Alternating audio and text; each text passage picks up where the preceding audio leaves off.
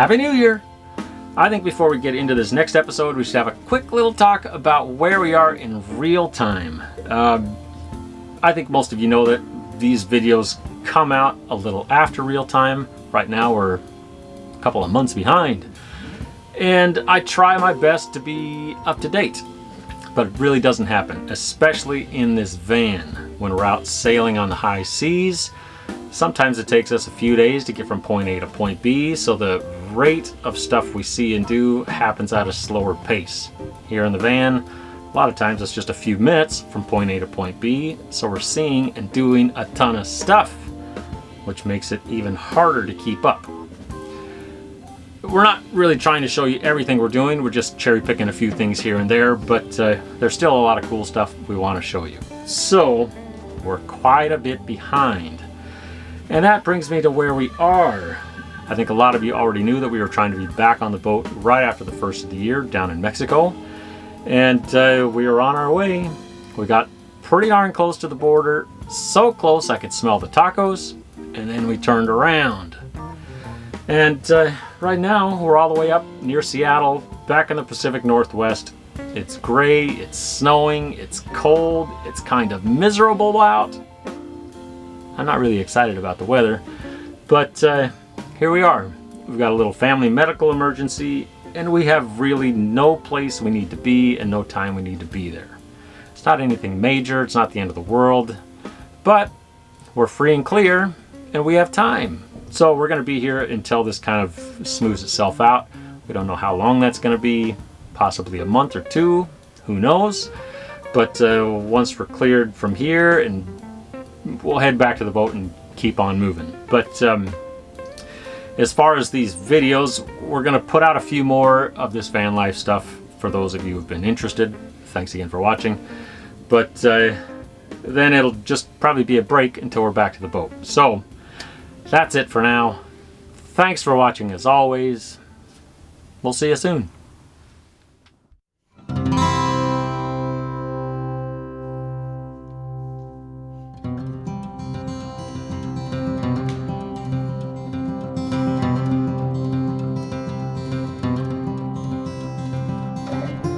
In our last episode, we explored Nevada's Valley of Fire. This time around, we head out into another one of the Southwest's hidden gems and have a little discussion about how we find places to camp.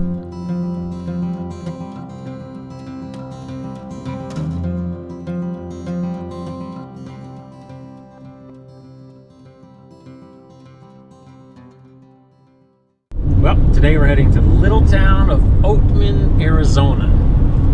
Kind of excited about it because it's sort of a ghost town. I don't know if it can be officially called a ghost town because there's a little over 100 people that still live there, but it sounds pretty cool.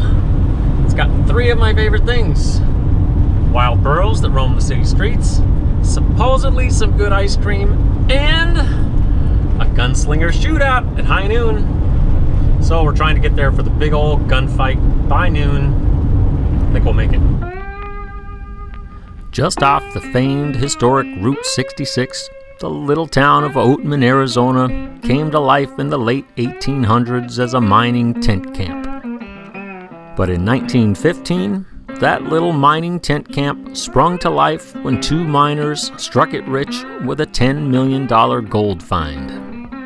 And within a year, that little camp all of a sudden had a booming population of over 3,500 people and all of the facilities needed to take care of those people. But just like most mining boom towns, once the mines dried up, so did the town. So these days, most people come to Oatman, Arizona to relive the old glory days of the wild, wild west, maybe buy a couple of souvenirs, but mostly it's to see the city's main attraction, who were left behind after the mines dried up and now roam the city streets looking for a free lunch.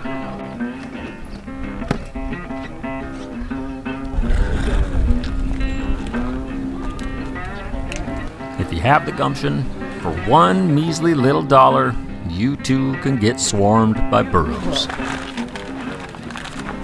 Burro food? Do you want to take a bite of it?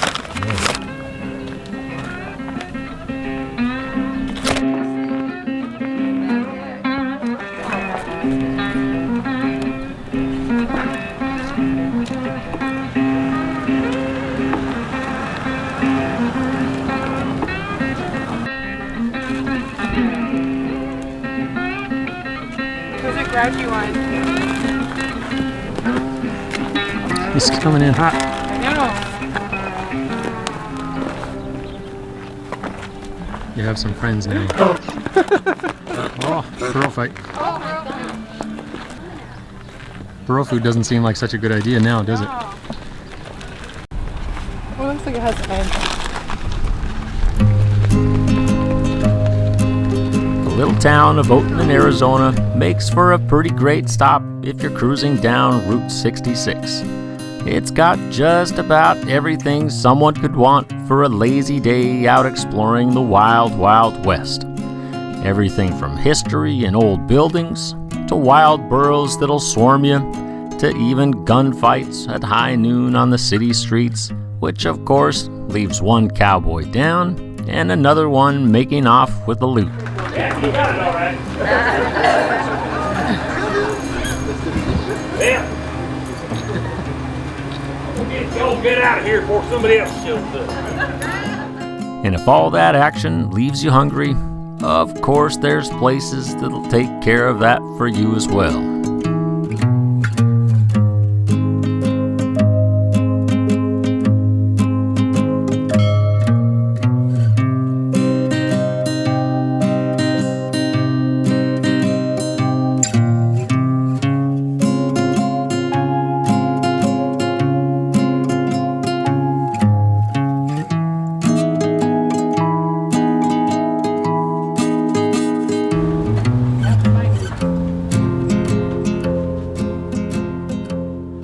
The old Route 66 is one of America's most famous roads for good reason. And left behind from its glory days and just off its shoulders lies tons of interesting little bits of history that don't really show up on any map. So to find this stuff, you just gotta pull off the main road, head out into the boonies, and do a little digging. And along with these little hidden gems, you'll find yourselves way out in the middle of nowhere with a pretty amazing place to camp, and you'll have it all to yourselves.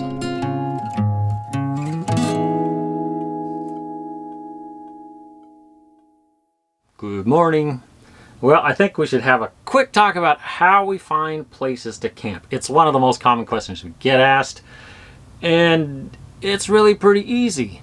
I think we've talked a little bit about this before, that most of the time when we're out cruising around, we're off the grid.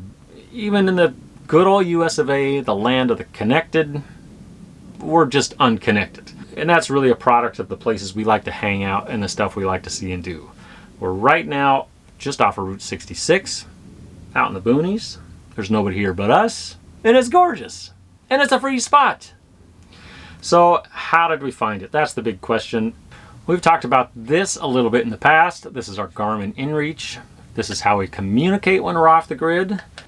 Along with the InReach, there's an app that pairs to our cell phone that's called EarthMate. I'll put a link down below in the video description. But it's a mapping app that works when you're offline. So you download maps on your phone. It tells you where BLM land is and national forest land, state parks, national parks, all that stuff. It shows up on the map. But that's pretty indispensable for us. The big thing we look for when we're camping is BLM or national forest land, because there's free camping pretty much anywhere as long as you kind of follow a couple of guidelines. One is you camp in a spot that's already been camped in, so you're not cutting down trees or just driving out into some pristine field. Generally, it has to be a spot that somebody else has camped at before. It's pretty easy to find, really. Beyond that, obviously, it's leave no trace. You don't want to leave a bunch of garbage around, destroy the place, leave it as you found it.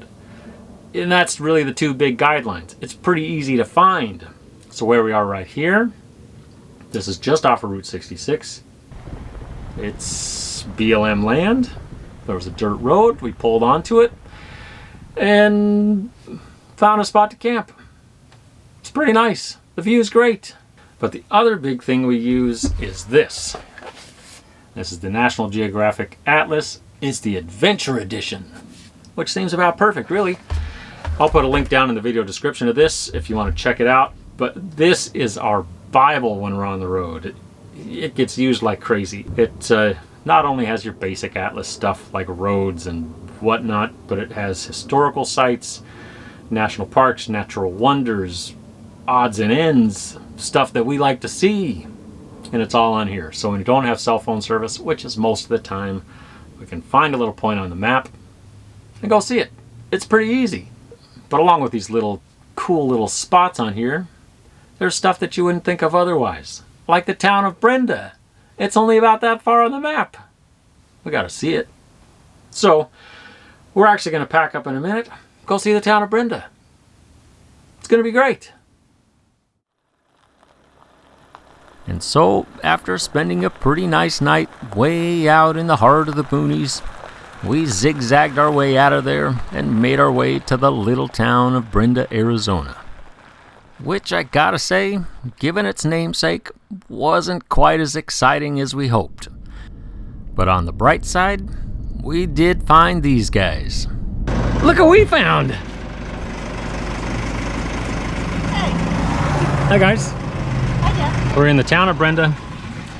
It's a one-store town. Get here as fast as you go. Wasn't too exciting. There goes town of Brenda. One store and an RV park. Lots of RV parks. Tons of RV parks. With the town of Brenda and all of its RV parks in the rear view mirror, we pointed ourselves out into the desert with hopes of finding some place to camp for the night.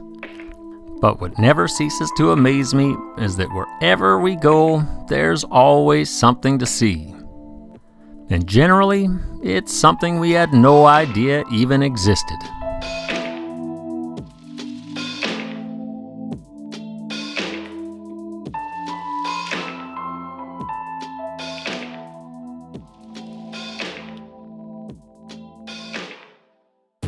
But after a quick stop and some interesting bits of World War II history, we found ourselves way out in the middle of nowhere once again. Well, we found ourselves another pretty great spot. We're about 10 miles or so outside of the town of Burros, way out in the desert. Nobody around, but we got our friends back. Can't beat that, and that calls for a feast. I think a lot of people, if you've been watching these for a while, may be surprised to know that at home we're vegetarians. We don't buy any meat. If we catch a fish when we're out sailing, of course we'll eat it happily, but we just never buy meat. But if we're out somewhere and there's a taco on the menu, it's going down the gullet with a pile of meat on it.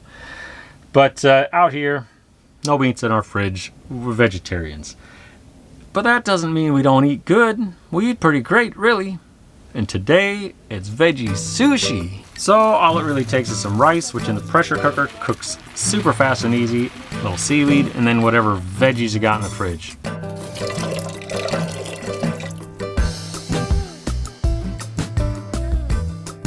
It's quick, easy, and great. Right now we got a lot of good stuff. Everything from asparagus to avocados to cucumbers to carrots to red peppers, jalapenos. It's gonna be really good.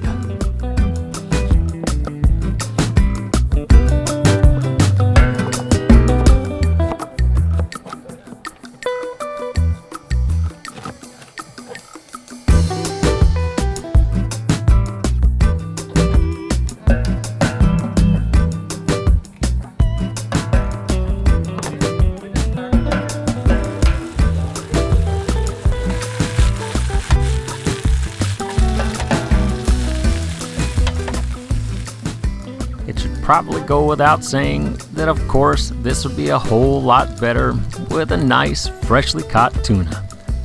But out here in the desert, we just haven't had a whole lot of bites. So you just gotta make do with what you got.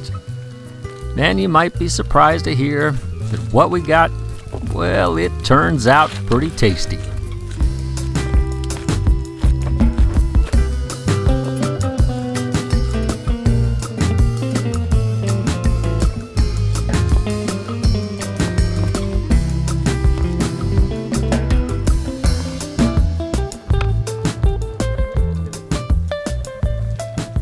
fact that we got the team back together, well, it just doesn't get much better than this.